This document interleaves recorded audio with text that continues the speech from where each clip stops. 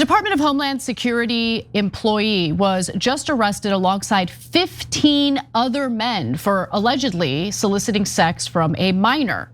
Now, while he might have thought that his position in the federal government and in ICE in particular made him untouchable, he quickly learned that he was very wrong. And honestly, I'm happy that we're all learning that he was wrong. Cenk, your 2 cents? Yeah, so a lot of these guys now think, oh, I'm above the law. You're not above the law, brother, as you're about to find out. So yesterday morning, a guy by the name of Booker Hodges, who happens to be the police chief in Bloomington, Minnesota, announced that 16 men had been arrested as part of what he dubbed Operation Creep. Now you'll understand why he named the Operation Creep once I give you the details. The sting operation involved undercover agents communicating with subjects who believed that they were paying for sex with a 17-year-old girl.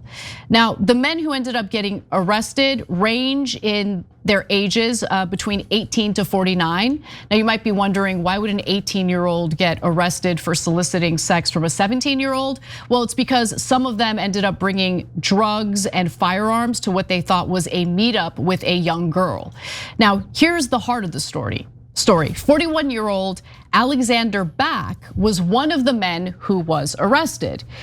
He is a civilian auditor with the Department of Homeland Security. And according to the criminal complaint filed Friday, Back responded to a fake online advertisement offering prostitution services. In a text message to Back on November 13th, an undercover officer posing as a 17-year-old girl named Bella wrote, "You okay if I'm a little younger than my ad says? Just want to be honest." He writes back saying, "Sure."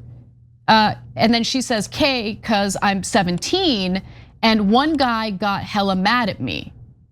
Now, after clarifying for a second time that this undercover officer posing as a sex worker was 17, Bella gave Back an address to meet her.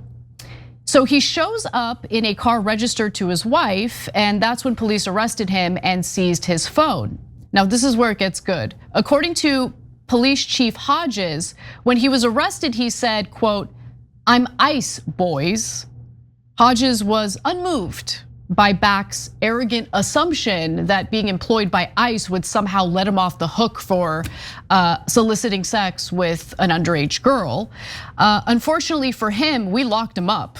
My understanding is he helped send people to see federal authorities. I think he's going to see some federal authorities because I think the feds are going to take this case.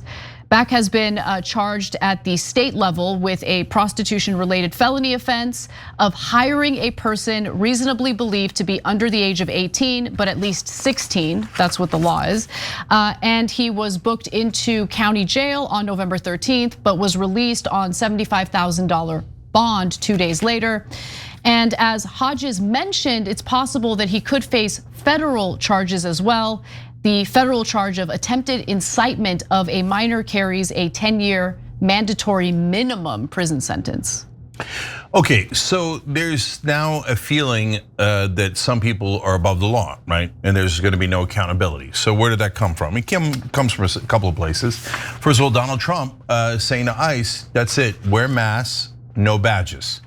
So, and unmarked cars. So no one knows who you are.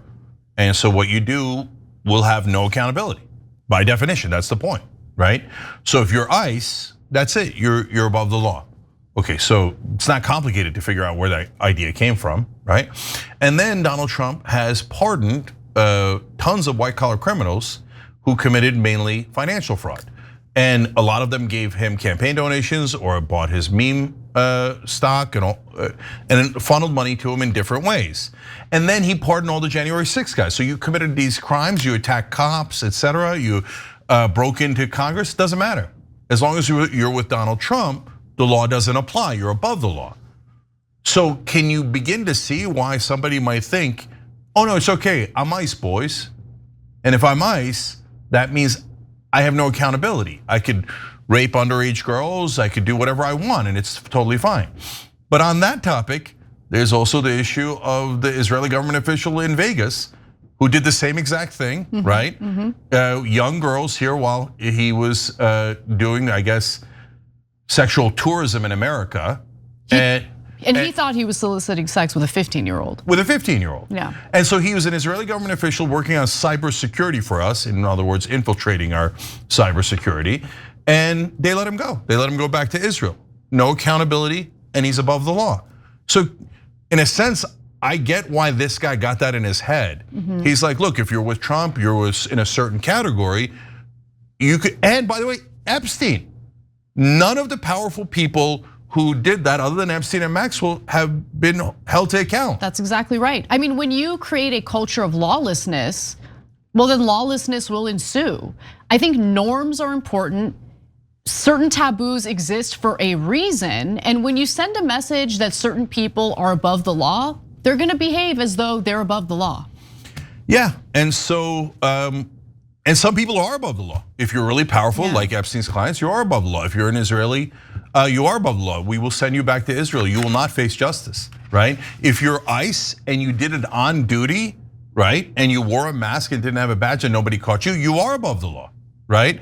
And now that's why people have started pretending they're ICE. We covered that story before. Yep. And they're going around raping women because they think, how are they gonna catch me? I look like ICE, I got a mask, I got no badge, I got fatigues just like they do. I get to rape them and then I walk away. And that's what's happening. Because now rule of law is breaking down. Yeah. It's disgusting. Okay, so guys, here's what we're gonna do. Dan McKnight is next on The Revolution, and he is a conservative, and he doesn't want the National Guard used. It's a super interesting character. That's exactly what we're talking about, the left and the right uniting to take back America and make it what it was. Every time you ring the bell below, an angel gets his wings. Totally not true, but it does keep you updated on our live shows.